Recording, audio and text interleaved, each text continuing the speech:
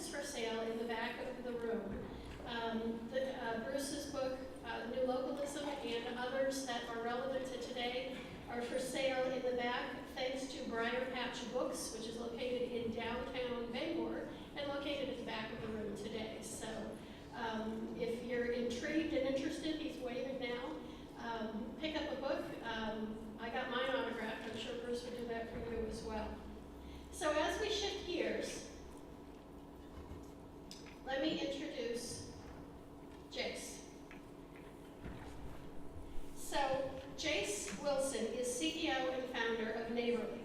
He describes himself as an MIT grad who is blessed with ADHD and obsessed with cities. I first met him when he spoke at the Maine Broadband Coalition conference this summer. His humor and clarity were a terrific addition to the program. Neighborly is a fintech startup modernizing access to public finance. This is a $1 billion per day market that funds vital public projects such as schools, parks, and next generation infrastructure, like municipal broadband and municipal solar. Jase studied cities and technology at MIT. He's originally from Maryville, Missouri, and he lives in San Francisco, where Neighborly is headquartered. He describes Neighborly's work as it translates directly into more and better public projects. The way I think of it is, how are we going to fund the great ideas that come from localism? The schools, parks, libraries, and next generation things like neighborhood microgrid and municipal broadband. These contribute positively to the world, and I'm thrilled to have Jase joining us today. So again, as you come up with questions for Jase and or Bruce, put them on your cards and we'll proceed. Jase?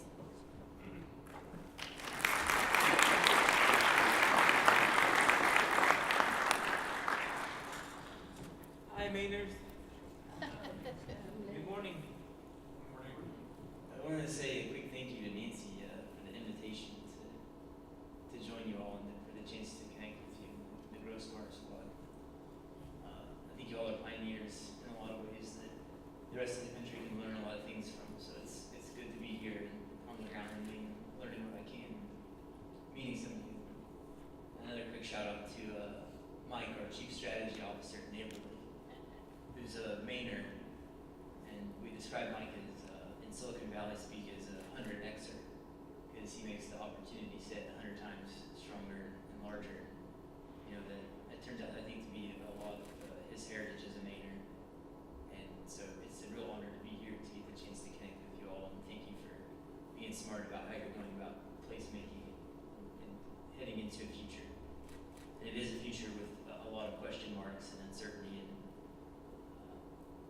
it's a chance also to get back to work and get back to basics on some things that we've sort of lost our way on.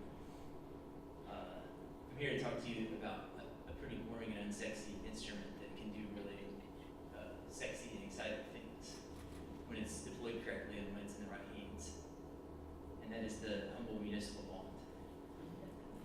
And just to make sure that we're all adequately asleep for the rest of the presentation, again with a very strong quote from former SEC Commissioner Aguilar.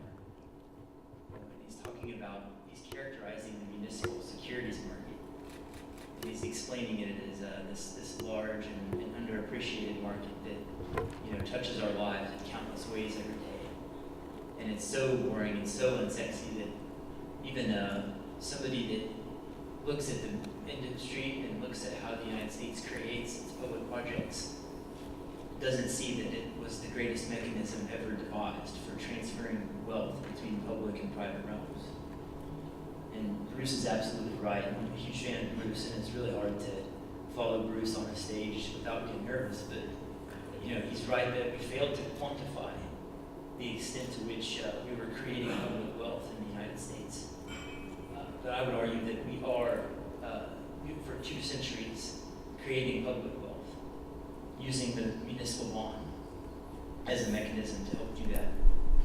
And we're a venture-backed technology company. Ashton Kutcher is one of our earliest investors, and to pair nicely with Commissioner Aguilar's quote, he said to us one piece of advice that he had for how we can succeed. He simply said, make bond sexy again. And so we wrote it on the wall, and we're trying everything in our power to do that. We haven't done it yet, but one of these days.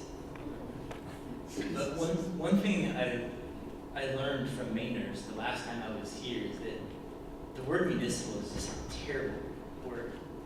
I mean, it's not only like not a good word aesthetically, and it doesn't really hit the ear in the right way.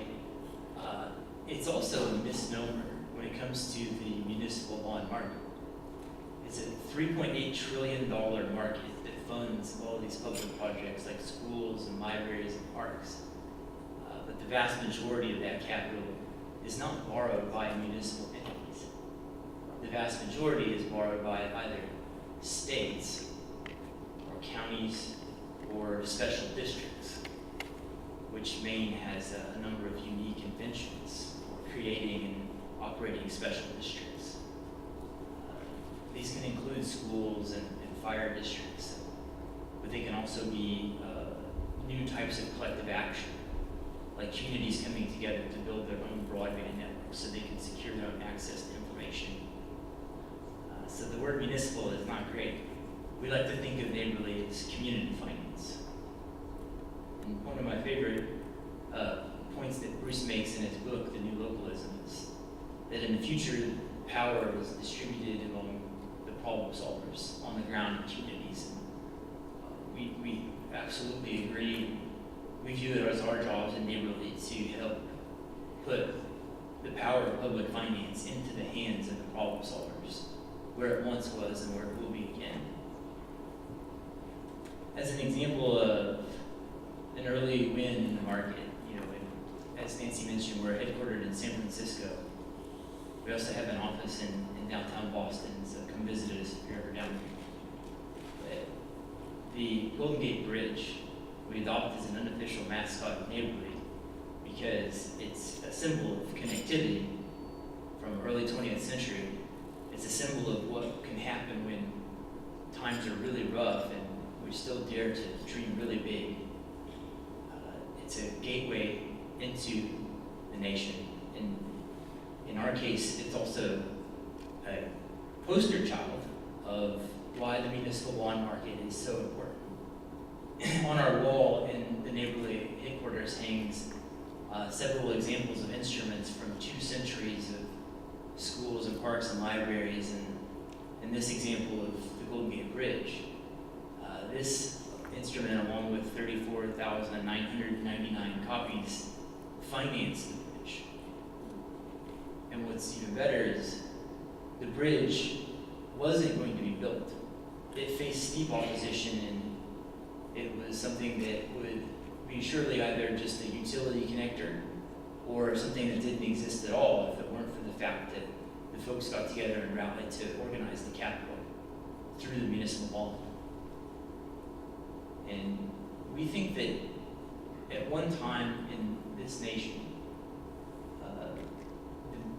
the direct access to the ability to invest in such instruments and the knowing of how that instrument works has helped the nation develop into a rich tapestry of interconnected and self-reliant places where local communities were in direct control of their own destiny.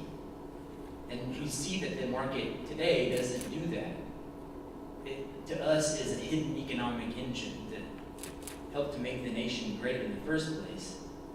But the engine is stalled, and it's become mucked up by lots of special interests in the middle and a gross misunderstanding of how it can and should work, driven by we call the merchants of complexity, whose job it is to make these things as complicated as they can be to make more money, and to do things like pretend to take risks with other people's money when the line is out the door around the corner to invest in your community. So we're working at Neighborly to help restore some of that sanity. I have a collection now of hundreds of bonds. I feel like a grandpa that if you come over and talk, we're going to talk about bonds, and I'm going to show you some examples. But I actually brought one with me today. Tyler said it wouldn't be a proper show and tell if we didn't allow people to hold the bond, so I'll pass it around the room. But this is a loan document from 1855 from Bangor, Maine. And it's unique in my collection And I think it's unique nationally because it's a pioneering example of a community, of a city, issuing a bond in order to help finance a piece of infrastructure that would be privately operated, the Penobscot Railroad. This is interesting. Usually you have lots of railroad bonds, but they're from the railroad companies in the form of stock or as a debt instrument. But this is a city recognizing the value of that project being created, and they want to add to it and multiply the value of the investment. They want to create a document that is sold to a local in Bangor. So, why am I here? Because, Mainers have been doing this stuff for centuries. So. But we'll pass that around. It's a really good example of something that, I want to describe a bit more about the market and then about Neighborly and then about our passion right now, which is in helping communities build their own broadband networks. But I look at the document from Bangor from 1855 and I see a century-old example of how things can be done when we recognize that we can collectively benefit from infrastructure, even if the operators of the infrastructure might be private entities. And to Bruce's point, it's on us to make sure that we understand the public value that gets created and to figure out how to capture some of that public value. And Neighborly exists to help move the multi-trillion-dollar market forward. We've done projects from every example up here, from bike lanes in Burlington, Vermont, to single fire trucks in Kansas, and everything in between. But we think that the market can and should be restarted and rebuilt so that it serves the local problem solvers. It's $1 billion per day that goes into those markets, into those communities. But today it's operated by the folks that benefit from it not working to the greatest possible efficiency. It's not a mechanism that they should have the ability to influence, because it's not just that communities are overpaying on their debt, and it's not just that investors aren't getting the full value of the returns.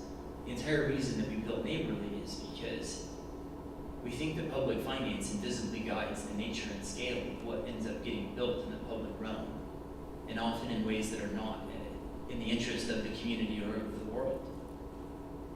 And it's as a direct result of how the market functions.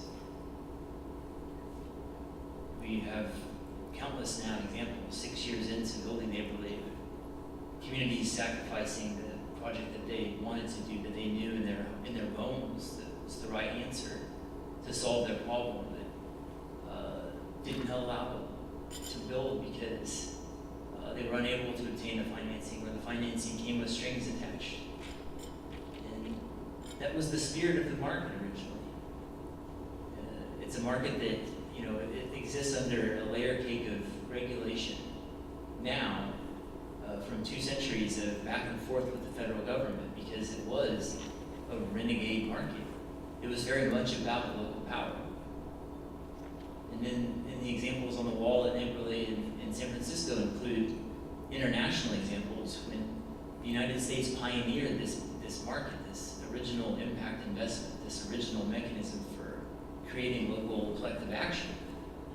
Other markets tried to experiment with it, and we have bonds from places like Rio de Janeiro in Brazil, and people that are paying attention say that that's impossible. They don't have a municipal market, and that's true, but they did, until their federal government realized how much power really exists in letting localities organize their own capital for their own purposes, and then shut that shit down. We have countless examples of that happening, and we also have countless examples of projects that could have happened and should have happened, but were passed over in favor of projects that were more favorable and attractive to the people that operate the market machinery today. So we view our jobs at Neighborly to restore direct access, to democratize access to public finance, like Nancy said, to connect communities and capital. For communities, it's about responsibly borrowing exactly what's needed, exactly when it's needed, not a penny more or less, no strings attached other than the commitment to repay, starting with their own constituents as first lenders, to help create and restart regenerative finance. And if you think about it, later today we'll hear about interesting uses of using the local narrative to access federal funding and do everything you can to build your robust community capital stack. But remember, the humble municipal bond, unsexy as it may be, can be a bedrock to a robust community capital stack. And it can also be a mechanism for concentrating tax dollars. Because it's a tax-exempt instrument, one way to think of it is if more Mainers buy more Maine bonds for more Maine projects, they're foregoing the obligation to pay for things like Raytheon missiles and orange spray tan, and defense for the Tower of Doom in New York, and things that don't really help the quality of life of Maine. Through a 2-century-old mechanism that belongs to you, that you've accessed for really great things in the past.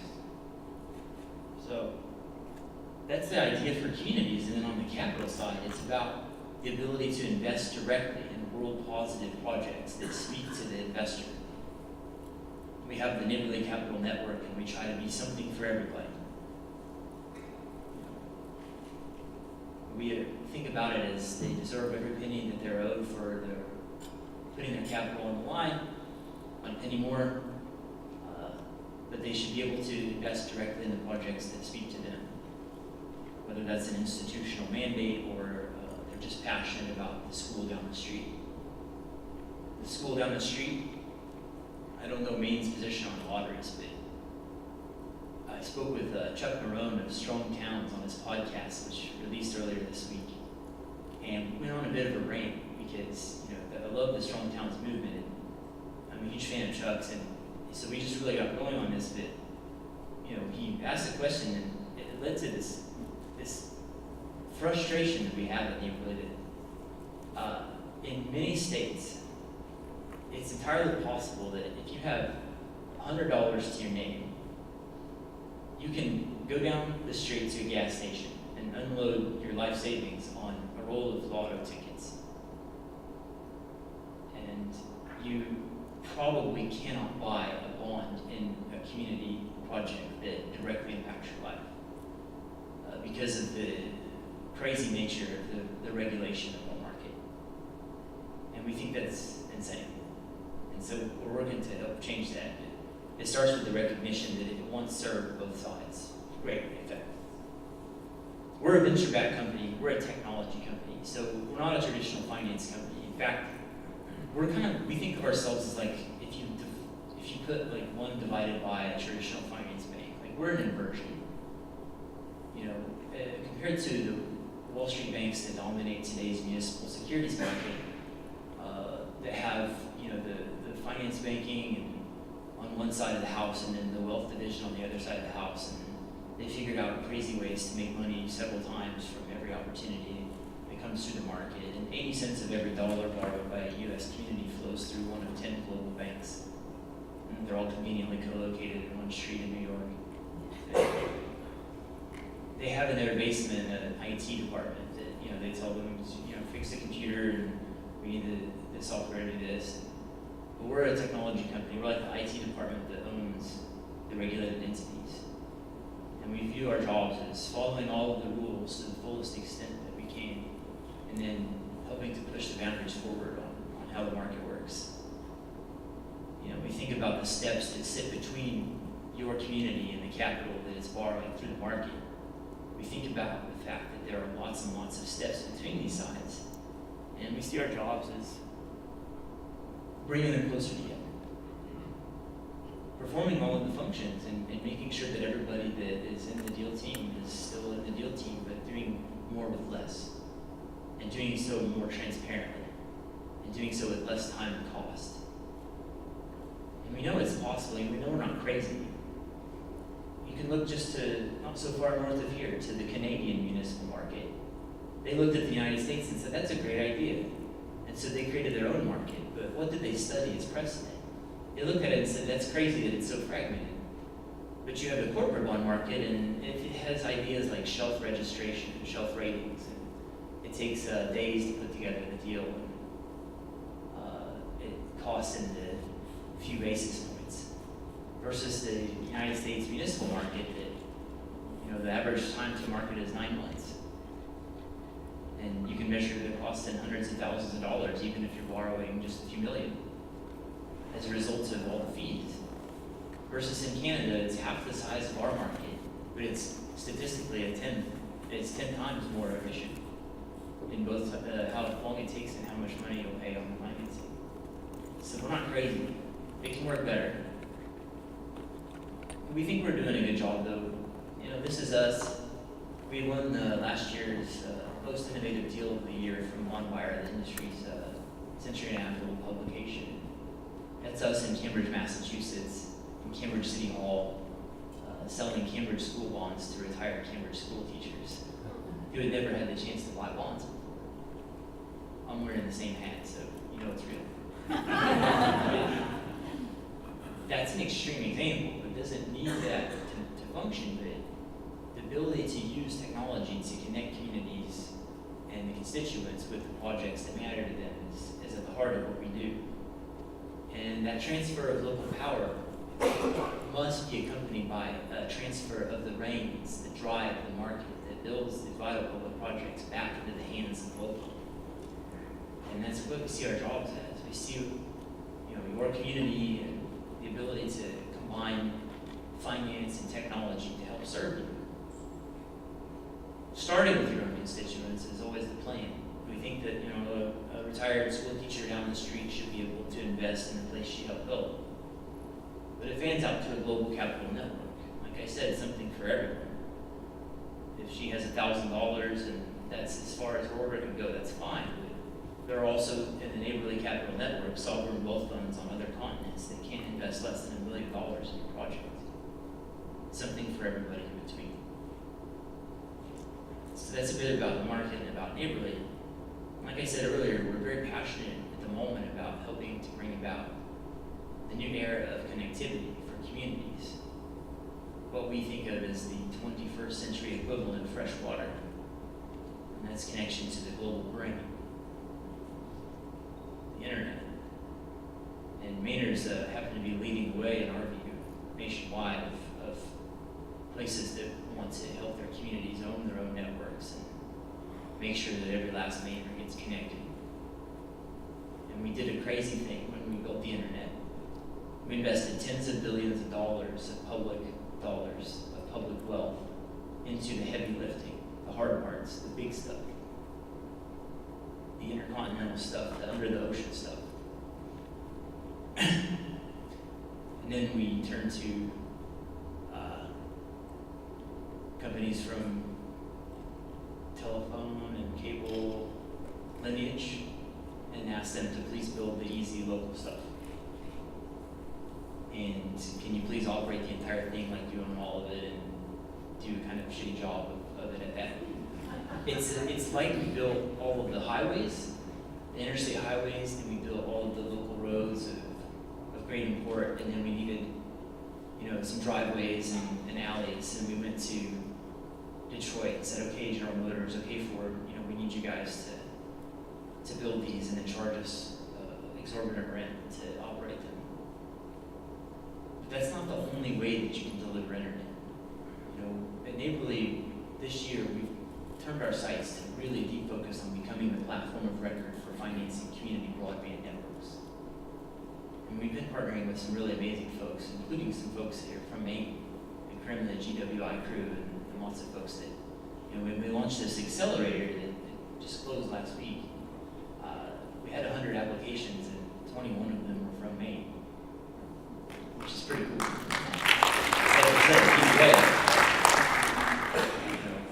We're building that accelerator to help communities have all of the ingredients and know-how that they need to make the right decisions when it comes time to build their own network or to partner with an entity that would build that network. But with the main theme being that it's open access, that it does does recognize that there is public wealth if we organize it in the right way, which is to say we don't allow a monopoly to control the access and to make there the only one service provider. So the model that we've adopted, that we've chosen to help build nationwide, is the open access network.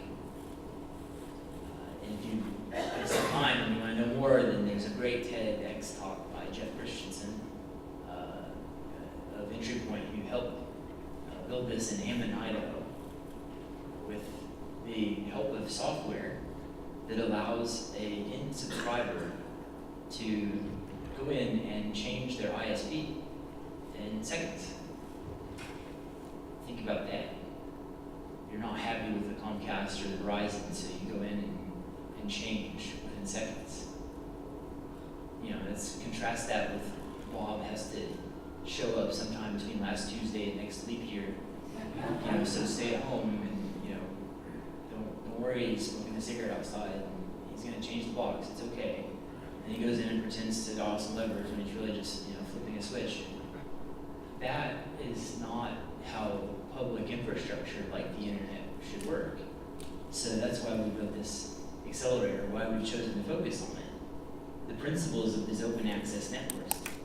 We think the communities can and should own their own infrastructure, even if they're not ready to get started in that capacity, and they need somebody else to step in to be the equity provider and the operator to get it off the ground. They should at least have the right to purchase that network from the private operator when it comes time. And the municipal market is uniquely suited to do that through a mechanism called the municipal takeout. These are crazy bankers and crazy terms. The ISPs should not get to cherry pick which side of town they want to serve. They should be forced to compete to serve all Mainers. So the access can be universal and it can be affordable. And you can look at the precedents of the cost curves of what happens when open access networks come to communities. People that were frustrated because they're paying $80 a month for a hypothetical 10 up down from a large national provider is suddenly looking at, you know, the ability to do 100 up down from a local provider for $50 a month. Things get really magical there. And then if done properly and without the emergence of complexity driving the opportunity to build, the networks can be built as revenue generating infrastructure. And that means that if it's done right and the way we do it, it doesn't require you to raise taxes. Nor should you. So as an example, what does that look like? The ability to invest directly and tie it all together looks like something that speaks to all kinds of investors, starting with the local residents and fanning outwards and connecting with new generations who want to invest in the places they're helping to build. This example is from the Keynote region. You know, one example when Mike took me on a tour of his hometown, we met Matt, the librarian. He's here somewhere. He's here. I swear I saw him. Am I hallucinating? No, he's here. He's here. Okay. He was in my car. Well, she can vouch for the fact that I'm not crazy. He's actually here. You know, I cite him often as an example of, you know, the reinvention of the place. There's a librarian that the town recruited an all-star from. I think you're from New York. You came from New York, right? I knew I saw you. Yeah. We were just talking about you. I cite him as an example of the type of reinvention that happens, right? So he's a librarian, but you know, when he got to town, he realized how amazing the bike ability would be, but no one was really all that into biking culture. So what does he do? He takes the library and he turns it into, it's also a bike workshop. It's a skill creation and transfer mechanism and a rallying point. You know, it's the creation of a new era of community activism that's driven by, you know, the place, the traditional seat of knowledge, right? And maybe there's not a whole lot of future in the physical books, but in the place and the fact that that's the place to connect, there's everything. You know, so that's the kind of example of bending the arc of capital towards that type of awesome public project that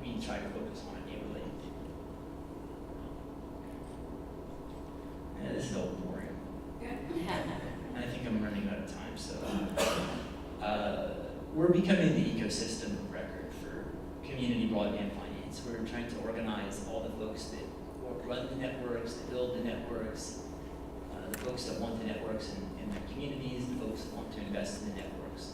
Again, something for everybody. And our goal is to make it as easy as possible for that community to build the absolute right network for their purpose. And we do think that building an open access community broadband network is a really smart move.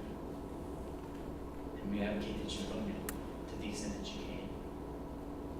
And one last point on that, because I'm a geek, and I know a lot of you saw this in the main broadband where we first met in May.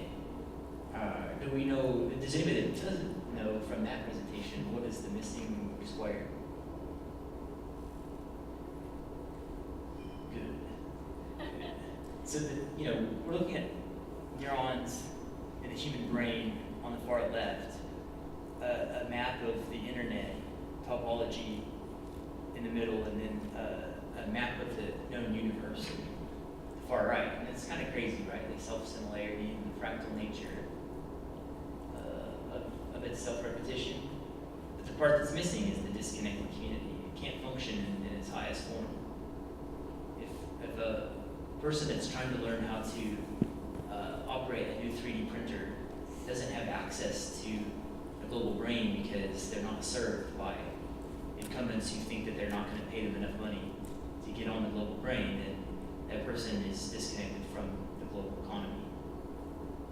And if somebody who chooses to age in place doesn't live within a couple of miles of a hospital, then their quality of life might be greatly reduced when something comes up. And when you have a community broadband network that serves all residents, you can make things like telehealth, so the aging in place is facilitated by doctors that beam into your house. Or when you're operating a new rebooted factory that's inventing new things on the ground in a small town, the Internet of Things has transformed the productivity of everything down to the point that individual light bulbs are connected with IPv6 addresses in smart factories. And you're not able to compete because you have 1 megabit down, and that's deemed as plenty. You're left behind. That's that point. So, thank you again for the chance to connect and for connecting your folks and for being smart about placemaking. Thanks.